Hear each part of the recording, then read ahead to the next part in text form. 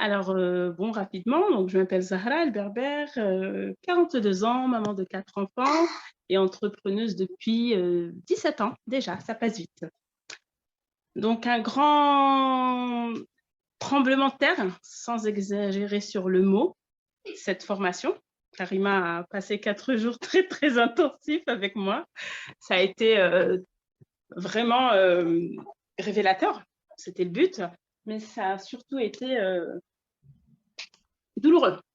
Psychologiquement, en tout cas, je me comprends quand j'utilise le mot douleur, dans le sens où pour moi, quand j'écoute tout ce que vous dites depuis tout à l'heure concernant le syndrome de l'imposture, je pense que je n'ai pas été vue comme une imposture de la part de ma clientèle depuis toutes ces années, mais c'est moi-même qui m'auto-flagellais, qui m'auto-considérais comme illégitime de tout ce, voilà, de tout ce que les gens voyaient en moi, en fait. Et j'ai eu beaucoup, beaucoup, beaucoup de mal à dire mon excellence. Elle y a réussi, Karima, que le dernier jour, hein. J'ai vraiment eu beaucoup de mal à le dire.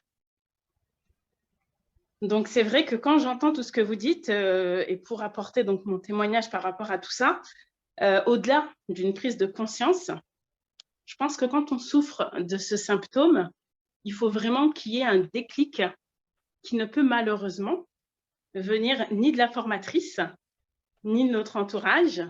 Il peut venir que de nous-mêmes. Après, ça dépend peut-être des cas, hein, c'est probablement du cas par cas, mais pour ma part, en tout cas, ça a été un acheminement très, très délicat, on va dire. Voilà. Alors, que dire de plus? Ben, effectivement, le syndrome de l'imposteur, c'est quelque chose qui a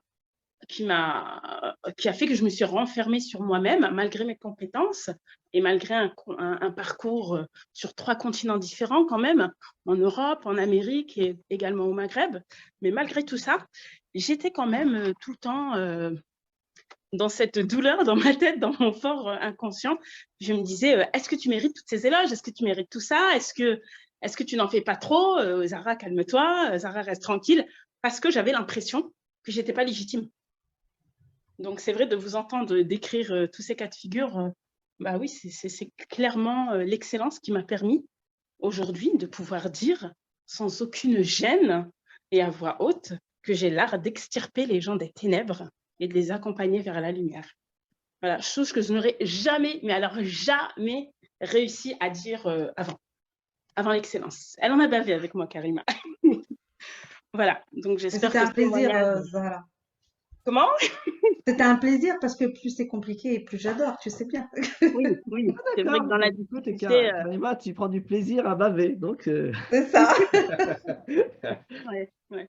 Non, mais c'est sûr que, bon, moi-même, en tant que j'accompagne les startups, donc c'est vrai que c'est des mini-défis qu'on se lance à nous-mêmes, finalement.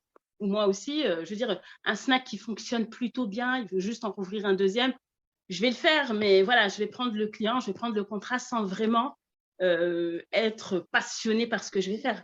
Alors qu'une entreprise qui est au bord, mais vraiment à 2 doigts de la faillite, alors là, je vais me donner un plaisir fou voilà, à faire à ce qu'elle fonctionne et surtout à ce qu'elle se développe.